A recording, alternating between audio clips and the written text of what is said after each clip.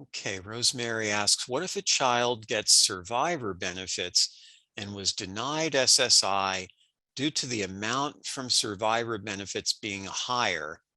Can they still get Medicaid?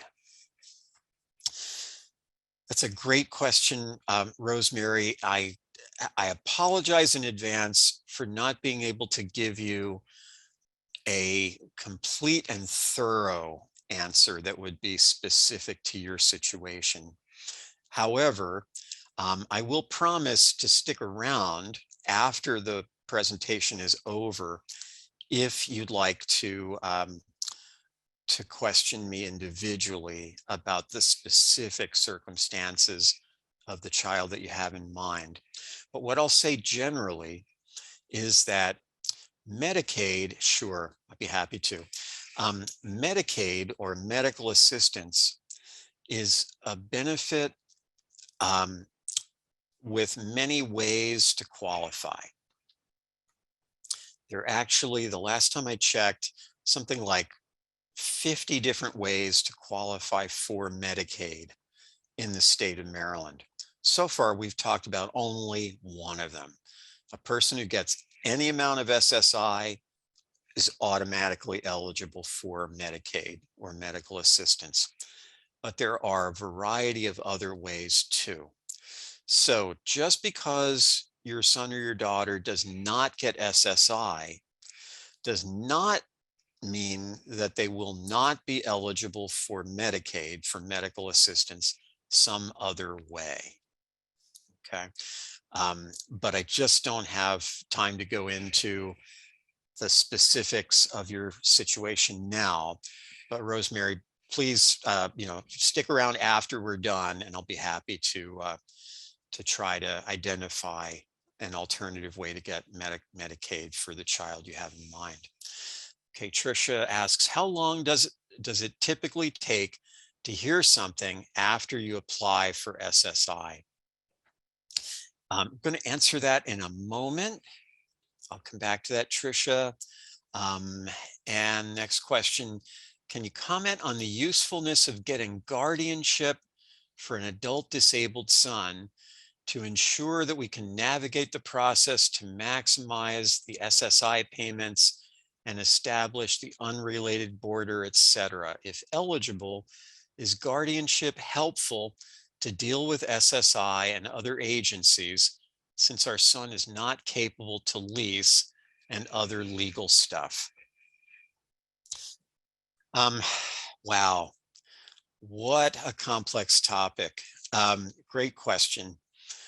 I want to tell you that there are parents who do choose to pursue legal guardianship for their adult sons and daughters.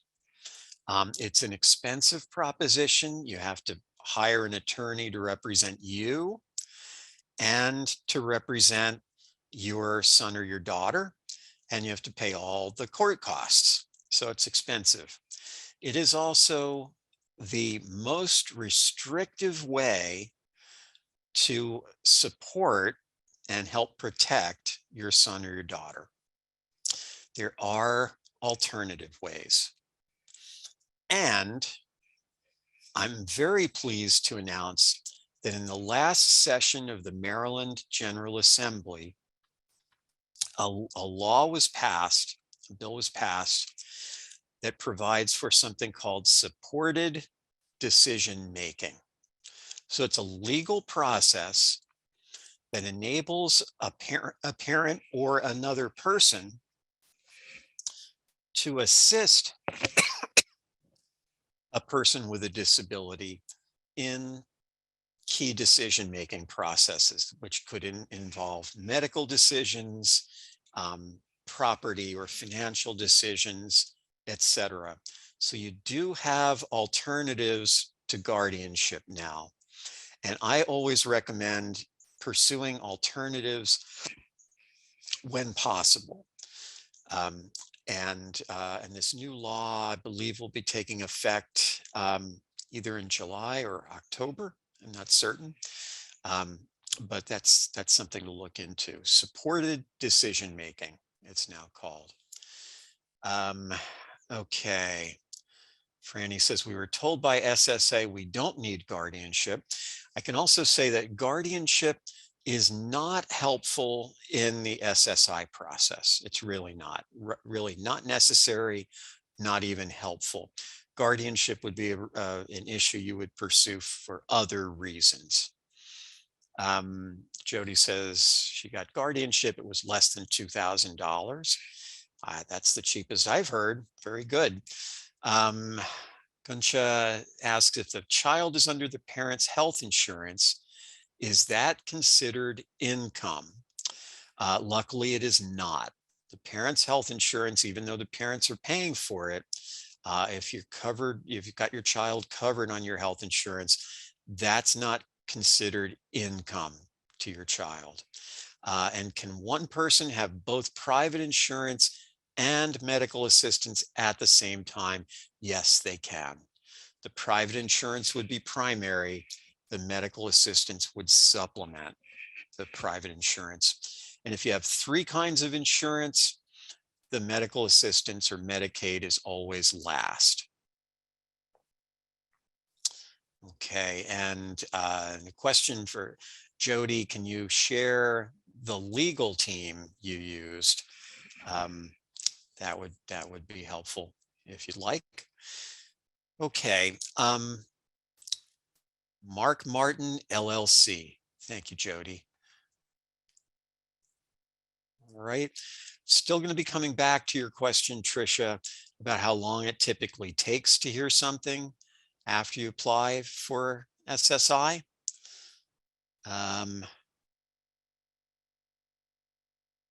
Okay.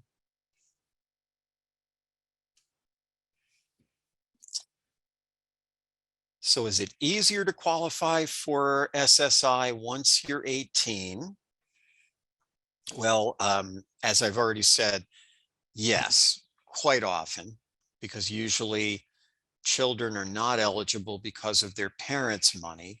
Once they turn 18 and only their own money counts, that makes it easier for the child to qualify. Now, suppose that a child lives in a family with not much money and qualified for SSI as a child before age 18. What happens when they turn 18? They have to go through a process called an age 18 redetermination.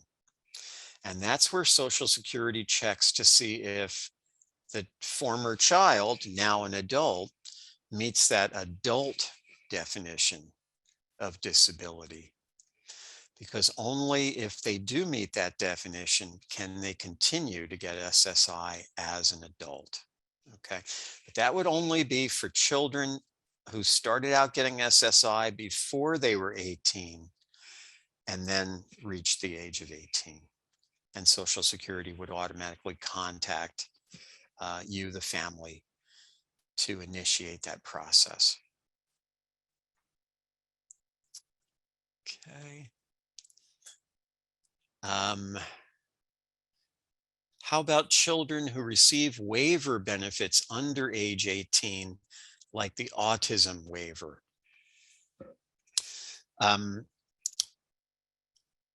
They will still be subject to the same rules regarding when the parent's money counts for SSI purposes. Okay. How long before the 18th birthday can a parent apply for benefits on behalf of the disabled son or daughter? If it appears that your son or your daughter will not be financially eligible for SSI until they become an adult because of your money, you, the parents, then I recommend that you just wait until their 18th birthday. And as an 18th birthday gift, you go ahead and make an appointment for an SSI application. Okay, and Patty Jean says SO2, please explain what this refers to. Okay, so S02 is a Medicaid eligibility code that's used in the state of Maryland to refer to the the Medicaid that a person gets automatically if they're getting SSI. So if your Medicaid eligibility code is S02, then that means that you're getting SSI, or in some cases that you used to receive SSI, but there's a special rule that continues your Medicaid eligibility based on your previous SSI eligibility. I can't get into too much detail about that right now. That's rather complicated, but generally S02 means you're getting SSI and that's why you get Medicaid. Franny says, we tried to apply a week before our daughter turned 18 for SSI as she is severe on the autism spectrum, and they would not let us. They told us she was not eligible until she was 18, which bears out what I just said. Thank you, Franny. Okay. All right. So how long does it typically take to get approved for SSI? It depends. If your son or your daughter clearly meets Social Security's definition of disability, and there's really little question that they will be considered disabled enough to get approved, and if there is no financial obstacle to their being eligible, then it could take sometimes less than 6 months. If they are denied, it takes much longer because you have to go through an appeals process. And I'm going to get to that in a moment. Okay. The good news is, generally, when you apply, no matter how long it takes to get approved, as long as you're determined to be eligible retroactively back to when you applied, the benefit you'll get will be retroactive to the month after the month you applied. So if you apply in May and it takes 6 months to get approved,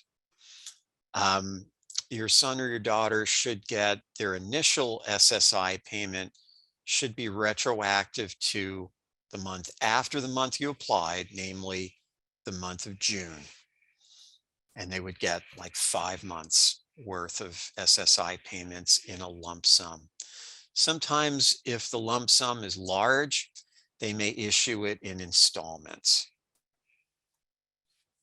But how can you speed up this process? Well, be prepared in advance, check out those forms that I gave you the links to that are part of the application, and make sure you're prepared to answer all the questions.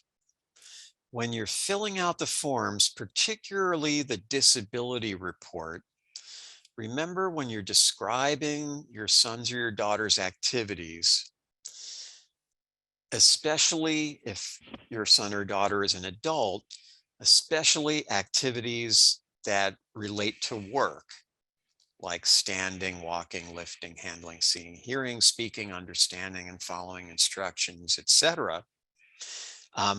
Be sure that you explain how their activities are limited by their disability. How does their disability limit their activities?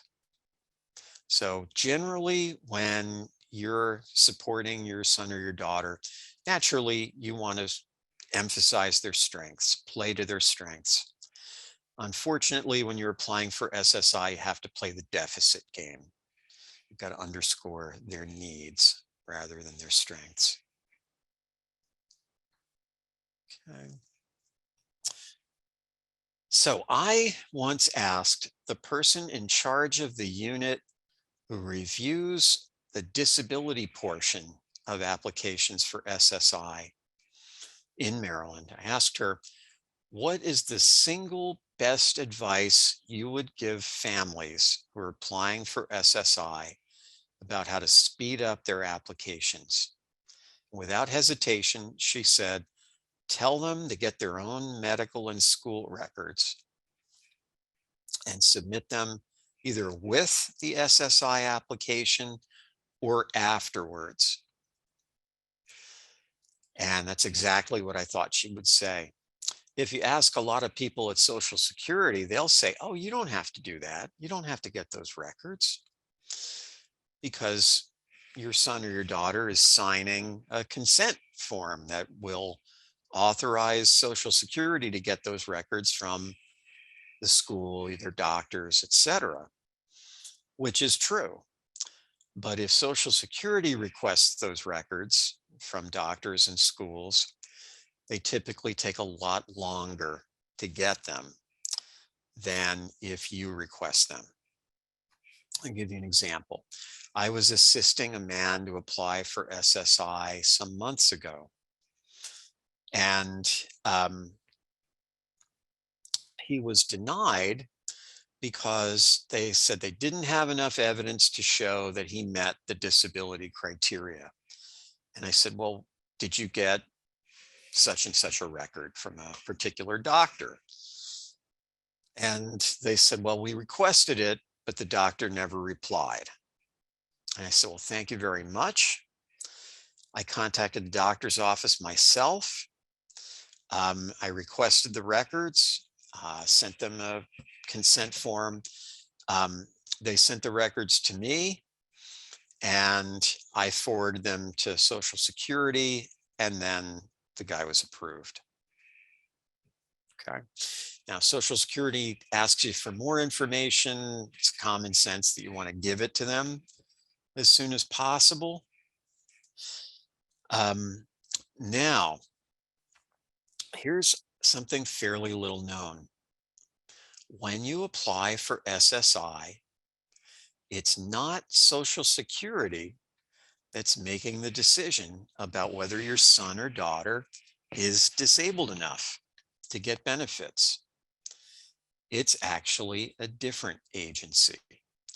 When Social Security gets an SSI application, they determine whether your son or daughter is financially eligible for SSI. Are their income and resources low enough, for example? But after they've determined financial eligibility, they forward the application to a state government agency. Social Security is federal. The state government agency is called Disability Determination Services, or DDS for short. And DDS is hired by Social Security to use Social Security's rules to evaluate whether a person meets Social Security's definition of disability. All right. The disability evaluation portion of the application is the most complicated and time-consuming part of it, generally by far. So it's once the application gets to Disability Determination Services, DDS, that's when you really, really want to reach out to the worker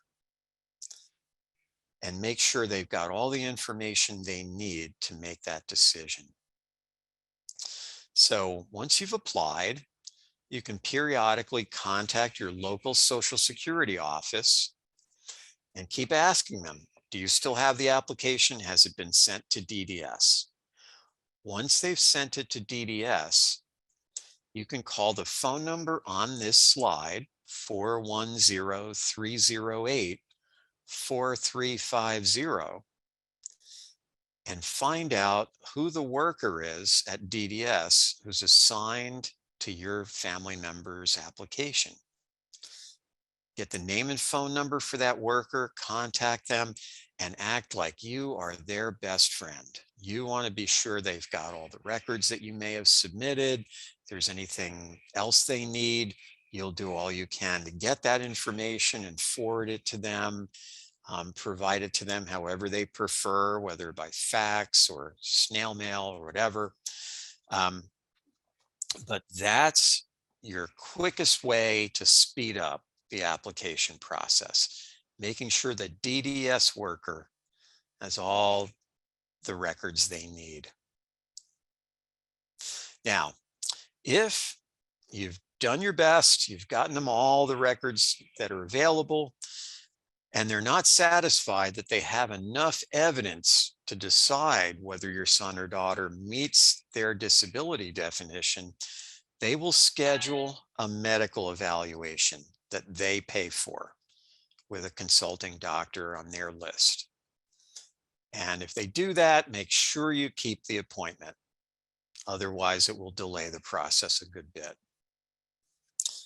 You always want to keep copies of anything that you give to Social Security, and you want to keep any letters or forms that they send you. And anytime you send them anything, a form, a document, a letter, make sure that you ask them for a receipt. As they deal with so much paper, they inevitably lose things. And if you've got a receipt, then you have proof that you gave it to them and they received it. Okay, and I think we've got some stuff in the chat here. Okay, Jody asks, does the person need an identification card when they apply? They do not. They do need a Social Security number, however. Okay, Franny asks, we needed the following to upload as we applied online: birth certificate, insurance cards, IEP, medical diagnosis, Social Security card, and medical power of attorney. Okay. You don't always need all of those, but you are likely to need some of them at least. Francis, what is the major difference between supported decision-making and power of attorney? Power of attorney is more legally binding, I would say, than supported decision-making. It's a little hard to know exactly what to make of supported decision-making, how it will play out on the ground yet, because so far the bill just passed within the last couple months. But it is a less restrictive way of supporting a person to make decisions rather than supplanting their ability to make decisions. Billy asks, is DDS and DDA the same agency? Good question. No, they are different. DDA stands for Developmental Disabilities Administration, and that's the agency that administers lots of services for people with intellectual or other developmental disabilities, particularly adults, after leaving high school. But DDS, Disability Determination Services, is an agency that just evaluates people's disabilities. They do not administer any services. Jody says, I had difficulty doing anything online because the caveat online says that only the person with a Social Security number can use online services. Is that correct? I have completed SSI, I believe SSI, I know Social Security disability applications online on behalf of another person. And the online application asked if I was the person or if I was assisting them. And I said I was assisting them. Okay. If you have DDA approval, does it help with the SSI application process at all? No. Unfortunately, there's no streamlined way of saying, well, if this agency says you're disabled enough, then you're disabled enough for all of these agencies. DDA and SSI have very different determinations of eligibility. A person could be approved by DDA, but not SSI, and vice versa. great questions. And I'm going to move ahead. So if you are on this webinar right now, I want to make a very important point. Odds are probably quite high that if you apply for SSI or Social Security disability for your son or daughter, odds are probably quite high that they will be approved on the first try. Now, word out on the street is, oh, everybody gets denied the first time. You always have to appeal. Not true.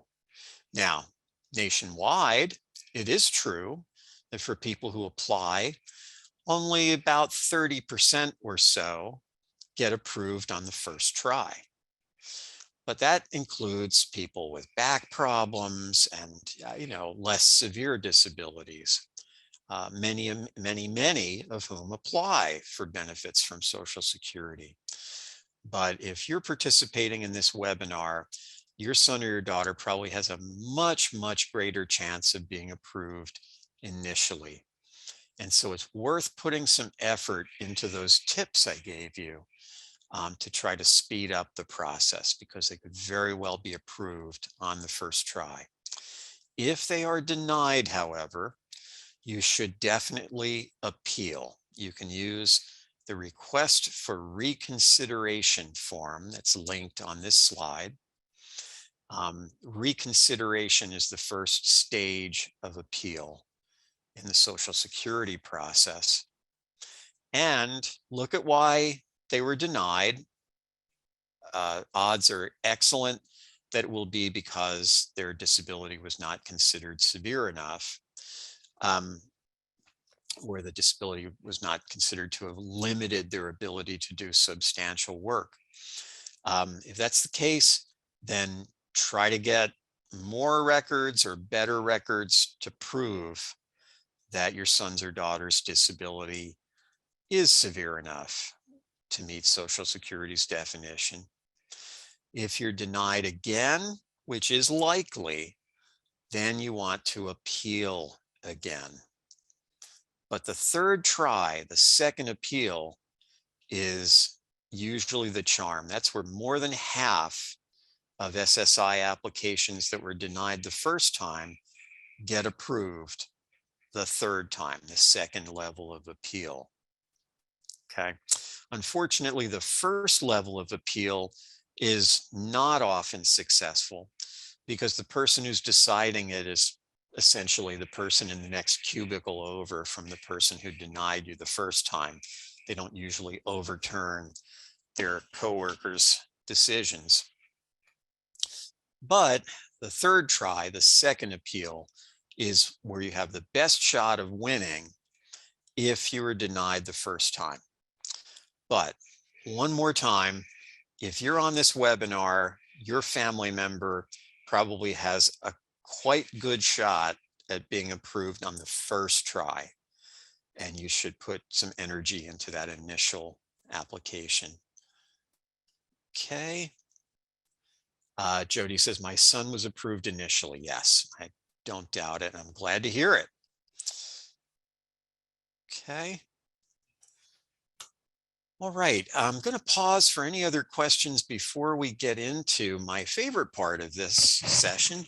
How does work affect SSI, and what are the safety nets that help protect benefits when a person on SSI goes to work?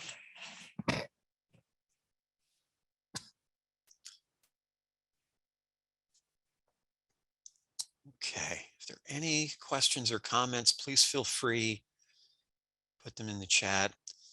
I do apologize that I am not actually going to take a break other than for coughing, because you're asking such great questions. They're filling up any time that we would have used for a break. But that's a good use of time as far as I'm concerned. All right, so let's say that your family member has been approved for SSI and is contemplating work or maybe already working. there are safety nets that are called work incentives that can limit the impact of work on the SSI and the medical assistance, and that make sure that your family member will have more money, significantly more money if they work than if they don't work. So looking at the safety nets, the first safety net is quite simple. It boils down to this. A person on SSI is always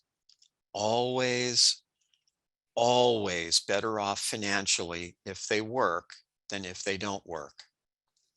And the more they earn from work, more hours they work, higher their hourly wage, the more money they will have, the higher the net income they'll have.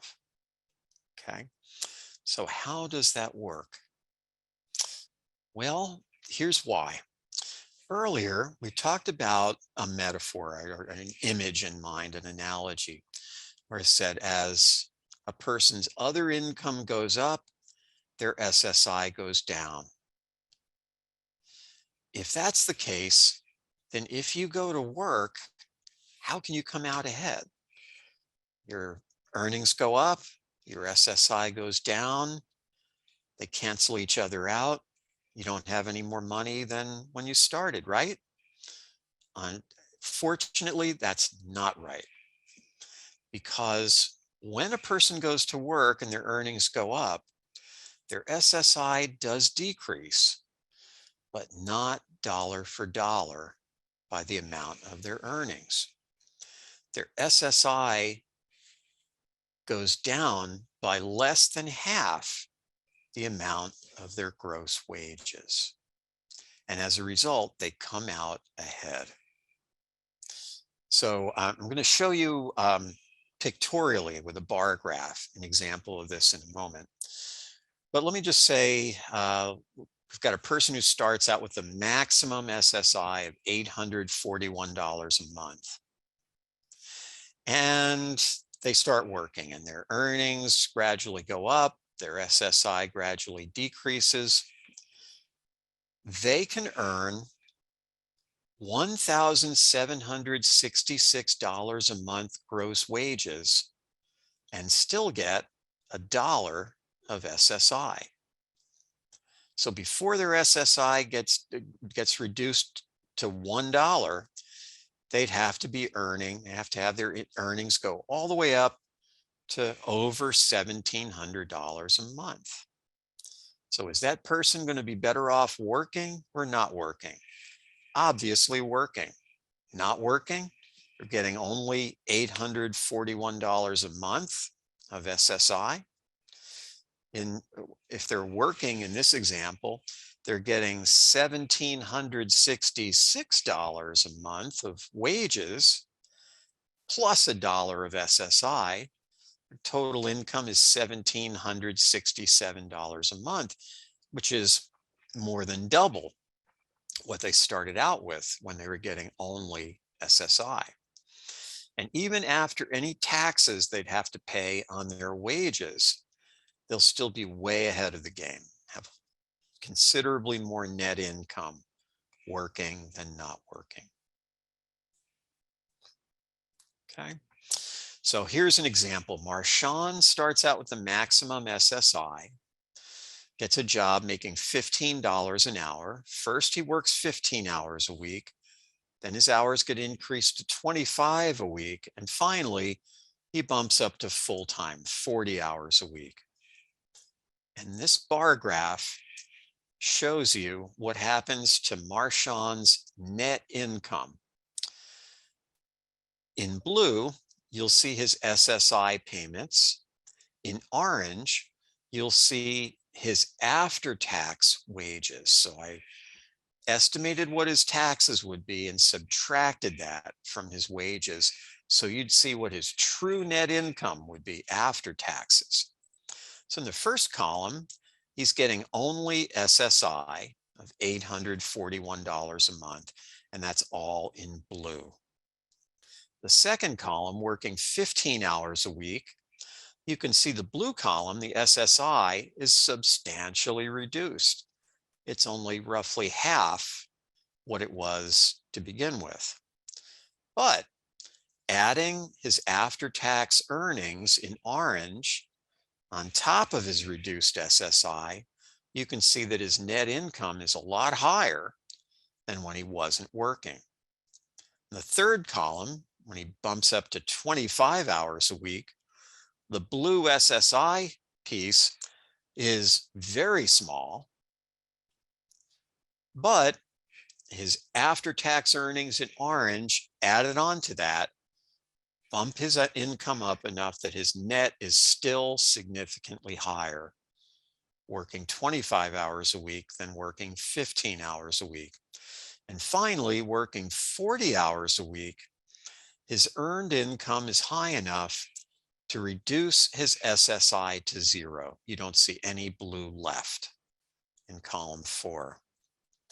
But with just his after-tax earnings from work, just his wages after taxes, his net income is still substantially higher than in any of the other scenarios on the graph.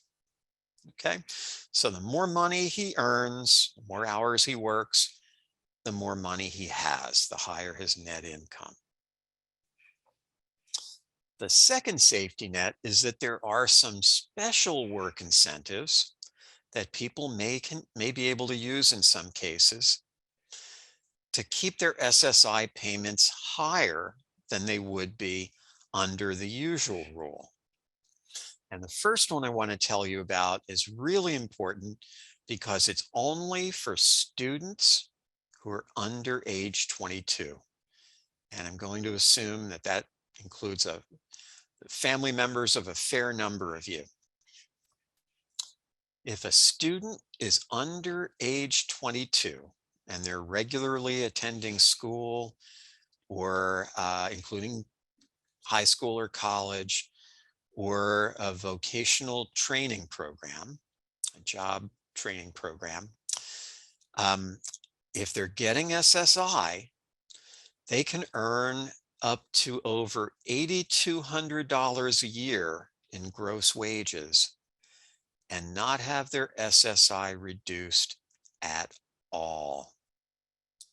It's a terrific work incentive. It's smart public policy because there are lots of studies that show if young people in their teens, maybe early 20s, get some paid work experience, they are much, much more likely to work for pay in adulthood.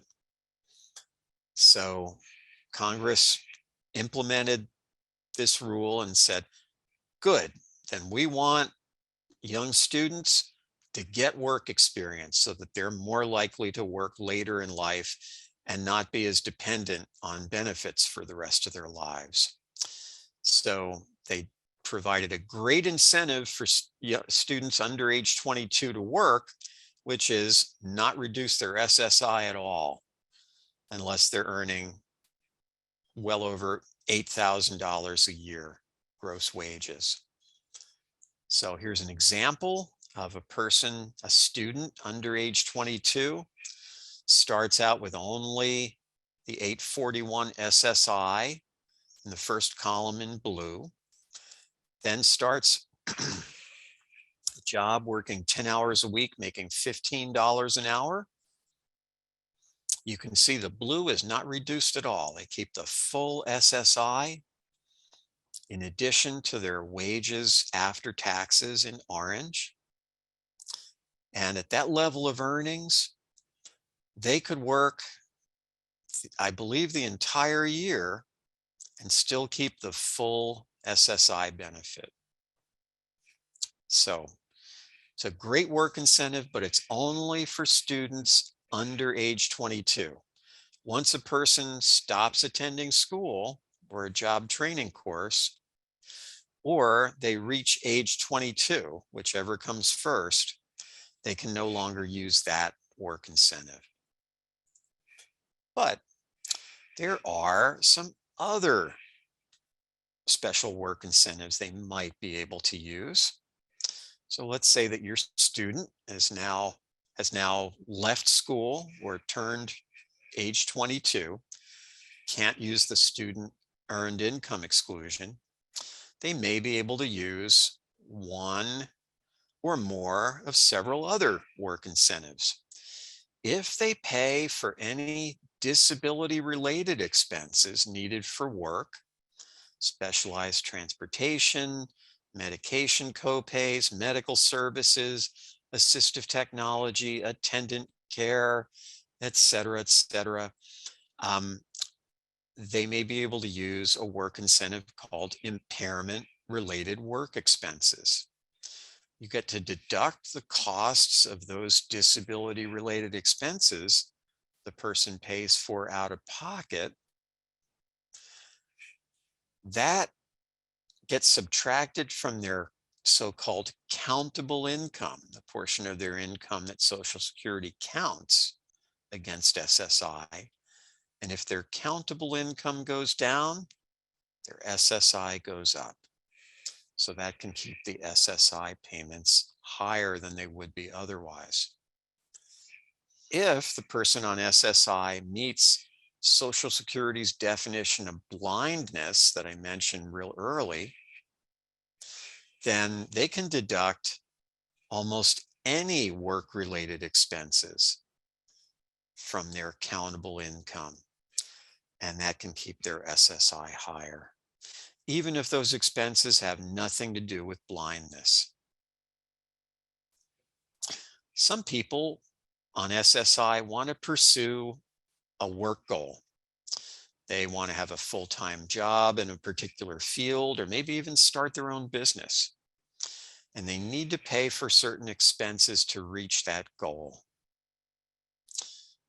If they initiate a plan to achieve self-support, a PASS for short, they can do that, and Social Security will subtract the expenses they pay for to reach their goal from their countable income. That'll let them keep more SSI to offset those expenses so they can better afford them.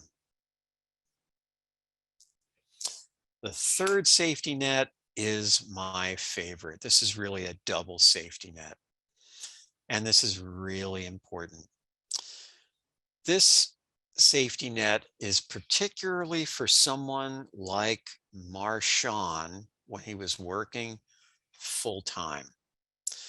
When you looked at this chart, you might have thought, okay, well, I can see Marshawn's got more net income the more hours he works. That's all good.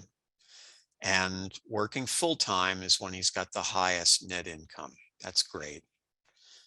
But you might have been concerned about what would happen in that fourth column, working full-time, when Marshawn's earnings were high enough that they reduced his SSI to 0. And you might have thought, well, if Marshawn's SSI stops, what happens to his medical assistance? Will he lose that too? And then what happens if Marshawn loses his job later? Does he have to reapply to get SSI and start all over again? And luckily, that's where this third safety net comes in. This one is specifically for someone in a situation like Marshawn's, whose earnings go up high enough to reduce their SSI to 0. If a person has their SSI reduced to 0 because of their earnings from work, this safety net lets them remain eligible for SSI. And that does two things. It lets them keep their medical assistance, their Medicaid, and if anything happens to their job later, their earnings drop low enough, or they stop working for any reason, they can get the SSI payments restarted just by contacting Social Security. They do not have to reapply and start over and wait. So this rule is called 1619B, and it basically means a person on SSI really has no disincentive to working full time because they may be earning enough money to reduce their SSI to zero, but they'll have more money. You could see that with Marchand's graph. They'll still keep their Medicaid, their medical assistance. And if anything happens to their job later, they can get the SSI back just by contacting Social Security. They don't have to wait long at all. So that's pretty golden, in my opinion. To be eligible for 1619B, it had to be the person's earnings from work that reduced their SSI to zero. Generally, their earnings have to be under a certain amount, and that amount usually goes up every year. This year, it's $46,852 a year in earned income from work. So most people on SSI don't have to worry about their earnings exceeding that amount, at least not for quite a long time. And in some cases, for many people, particularly people with high Medicaid expenses, they could be earning even more than $46,852 a year and still qualify for 1619B in certain cases.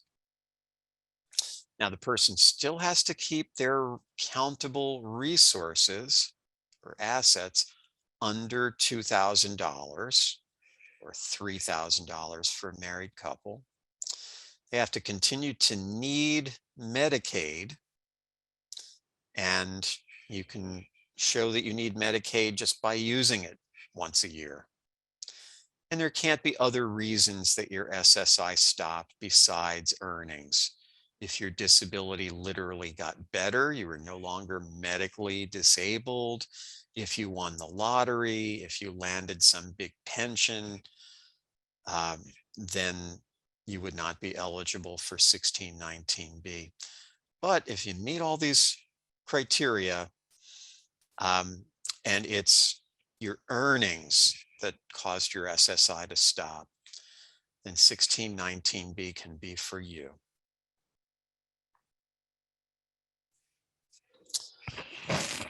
Right.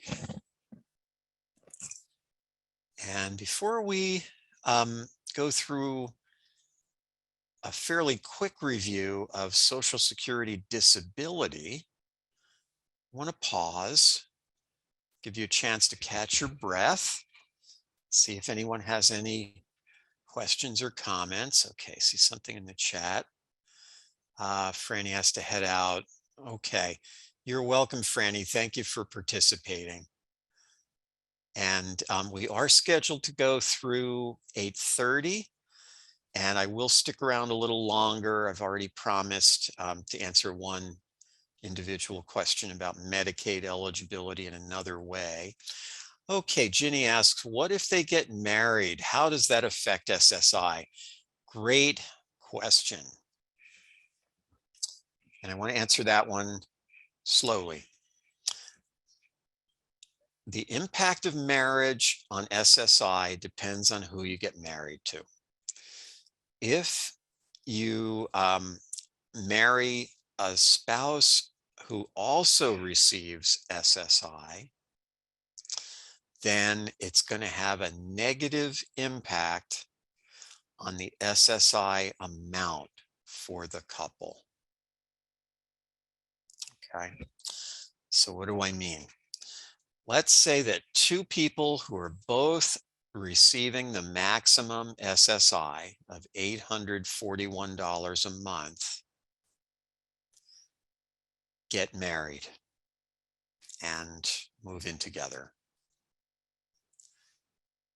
Well, they might think, well, this is great. Now we're going to have double the amount of SSI between us. Each of us gets $841 a month. Together, we have $1,682 a month. Great. and we've only got to pay rent once and utilities, and we're sharing food, and that'll be wonderful. But unfortunately, that's not the way it works. When two people both eligible for SSI marry, the maximum SSI they can get as a couple is only 1.5 times the amount of SSI that they can each get as an individual. So instead of 841 twice, their combined benefit is only $1,261 a month. So it's only 1.5 times the individual SSI maximum amount. This is one big reason that people who both get SSI typically tend to live together rather than getting married, because it just takes too big a bite out of their SSI payment.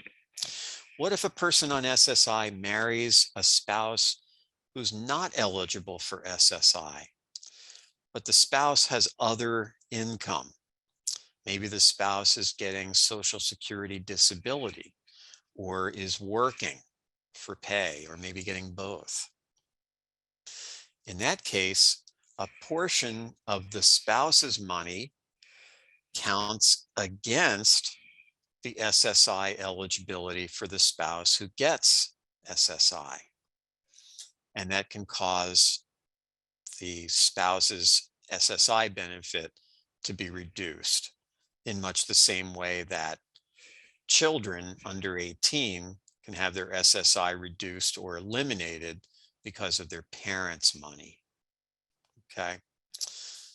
So that's the downside to, two downsides to marriage for people on SSI. Okay, Jeff and Renee, when I start to collect Social Security, will my son go on SSDI or will he continue with SSI?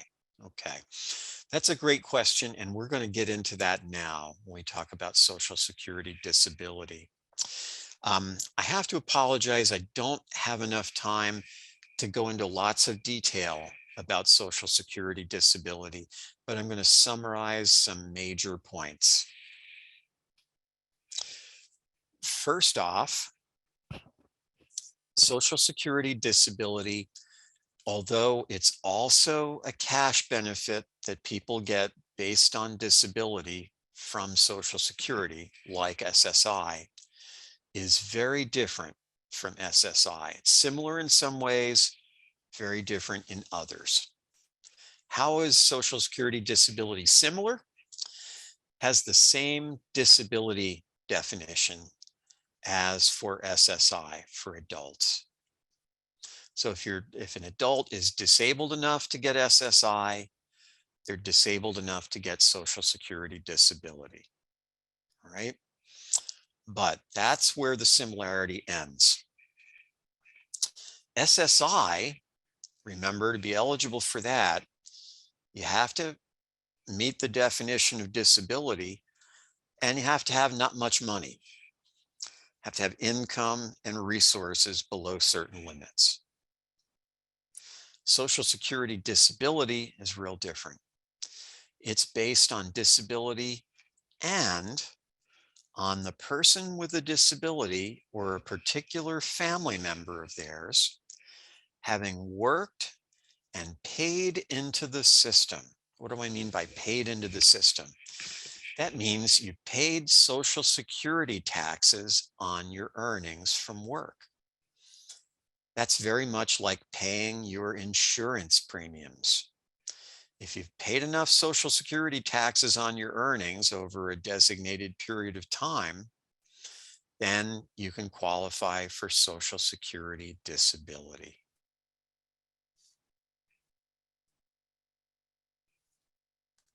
And let's see. Genevieve asks, can we do a seminar on SSDI, or do you have a recorded webinar on SSDI? I could do a seminar on SSDI. I have a separate one that I would be happy to do if the organizers have the ability to host it. I don't have a recording of it, but that's something we can discuss later. Maybe that could be offered. The only reason I don't offer it generally to transition-aged youths and their families is that transition-aged youths are generally receiving SSI if they're getting any benefits from Social Security, and they wouldn't be eligible for Social Security disability until sometime later, usually. Okay. So you can apply for Social Security disability online, and there's a link on this slide to do it.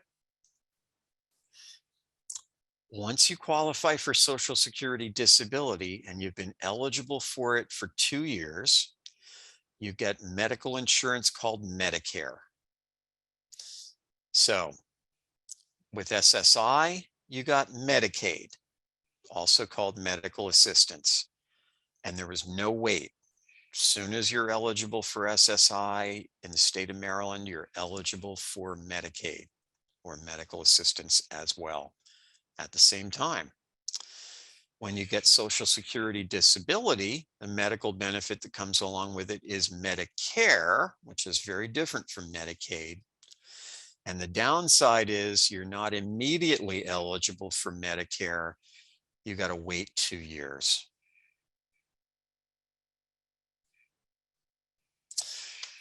So it's quite common for a person to start out on SSI and then switch from SSI to Social Security disability, because initially they might only be eligible for SSI. They're disabled enough, don't have much money, but they or their particular family member have not yet qualified for them to get Social Security disability. And later on, when either they or a parent or even a deceased spouse has qualified for benefits, then they can switch to Social Security disability. There are actually 3 ways to get Social Security disability. I'm going to focus on 2. The third way has to do with disabled widows and widowers, and you probably rarely, if ever, encounter that. But the other 2 ways that a person can get Social Security disability are: the person with a disability works themselves. They're the ones who work and pay Social Security taxes on their own earnings. Or they could get Social Security disability on the earnings record of a parent, which has to do with the question that was just in the chat a moment ago. All right. So let's start with a type of Social Security disability, usually abbreviated as SSDI, Social Security Disability Insurance. That's the kind of Social Security disability that a person gets if they, the person with the disability, work, pay taxes on Social Security taxes on their earnings long enough to qualify for this cash benefit called SSDI. The younger you are, the less work it takes to qualify for SSDI. A person under age 24 can often work as little as 1.5 years and qualify for SSDI based on their own contributions to the Social Security system, paying Social Security taxes on their own earnings. People who are over age 31 generally have to have worked at least 5 years. But a person who starts out on SSI with little or no work history can go to work and then be switched to SSDI. Now, what about getting Social Security disability not on your own work history, but on a parent's.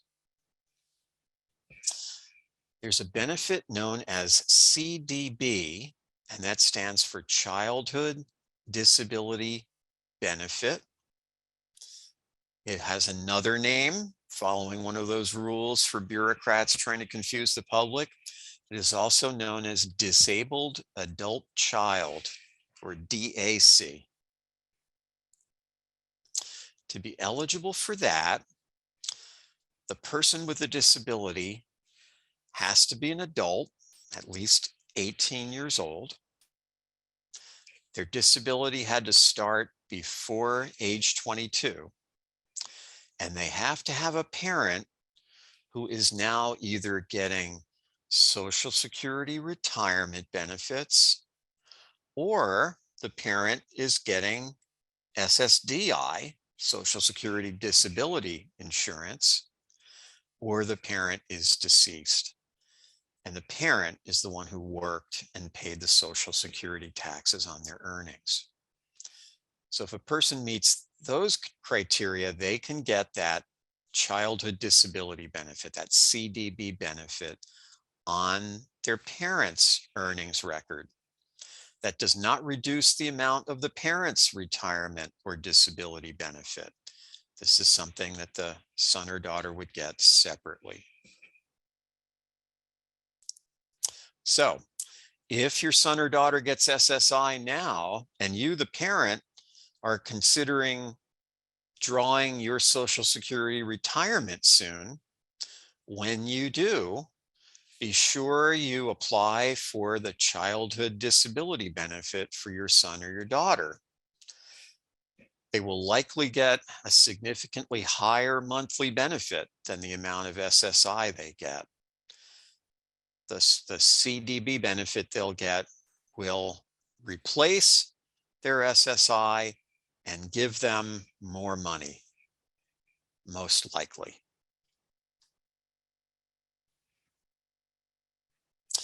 Now, if a person goes to work and starts getting that SSDI benefit on their own work record, the person with the disability is the one who did the work, then their SSDI benefit will be based roughly on how much their earnings have been.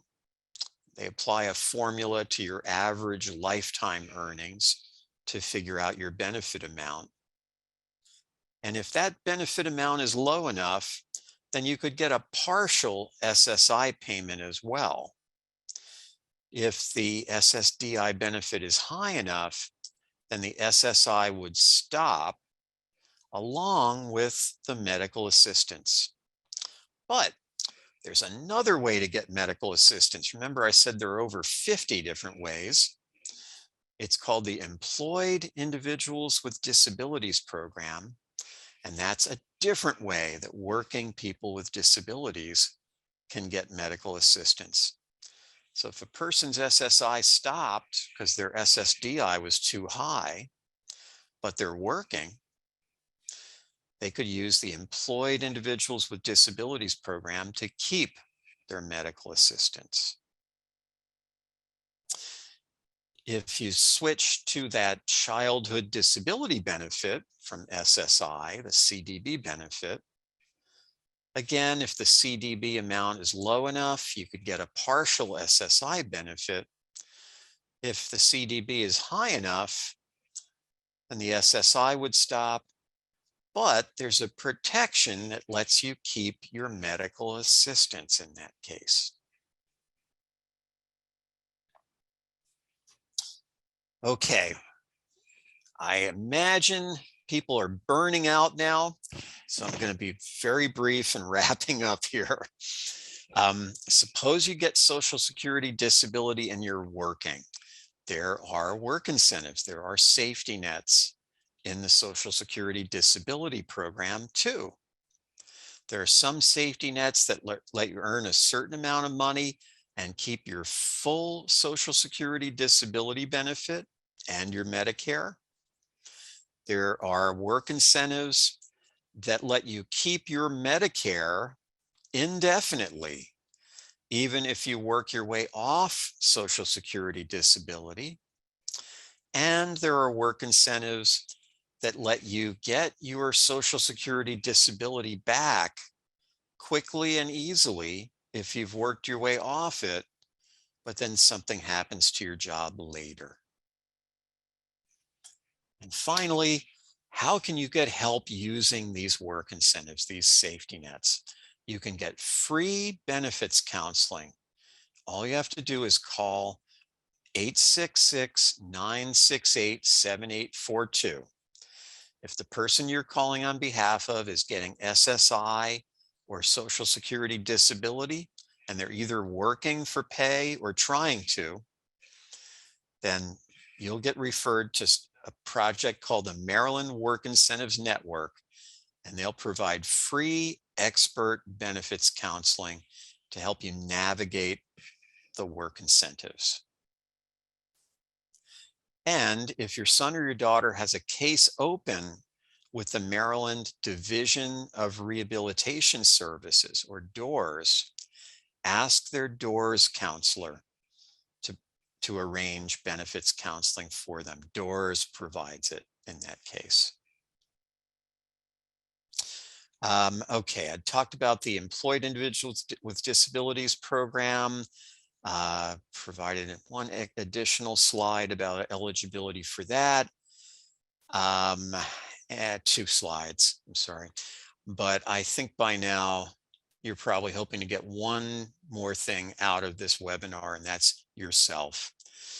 So let's see, Genevieve asks, we're running into income limits. If there are 3 paychecks in a month, she has to take a week off. Help. Okay, good question. The SSI program counts earnings when they are paid rather than when they are earned. So if you have a 3 paycheck month, meaning your son or your daughter was paid, got 3 paychecks in a month, or they were paid for 6 weeks worth of work in a month, they're counted as having significantly more earnings in that month. And that could bring their SSI down to 0 for that month. However, if that happens, they can use that 1619B rule, the one that says you remain eligible for SSI if your SSI went down to 0 due to your earnings from work. And then if next month you get only 2 paychecks, you're eligible for SSI again, they'll start it right back up. So a 3 paycheck month does not need to be an obstacle. You don't have to take a week off. Oh, for SSDI? Okay. Well, Genevieve, for SSDI, Social Security doesn't care when you got paid. They care when you earned the money. It's the opposite of SSI. So a 3 paycheck month won't make a difference. It is not supposed to, at least. Okay. Oh, thank you, Heidi. You're very kind. All right. I think we will wrap it up now. I will stick around. I did promise. Oh, thank you, Tricia.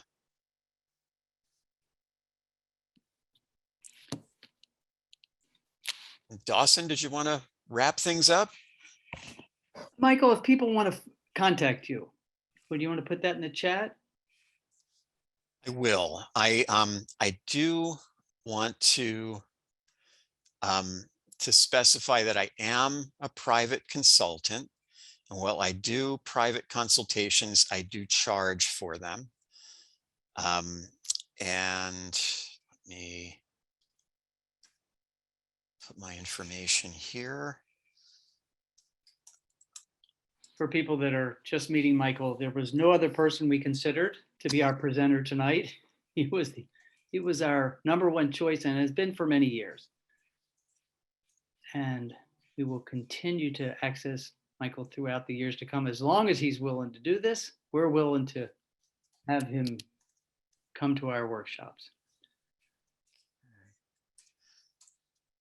Thank you very much, Dawson. Oh, Appreciate sure. that. Is this presentation, is I suspect Melissa will send this out. Is that my understanding? Yes, we will be posting the slide deck, and also it'll take us a day or two to get the recordings kind of edited a little bit, and we will be doing that. And Michael, we'll talk to you about maybe a translation that you could have as well. But I apologize for the Great, thank beginning. you. I don't know why that wasn't working, but we did get it working, and we do have our interpreter working. So thank you so much, Michael. Excellent.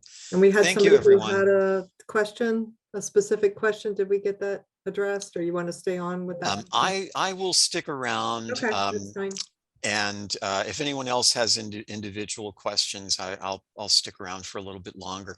I want to thank you all for participating. This was actually the greatest volume of excellent questions I think I've ever had in this session, particularly as a webinar. So you've been a great group. Thank you very much for participating.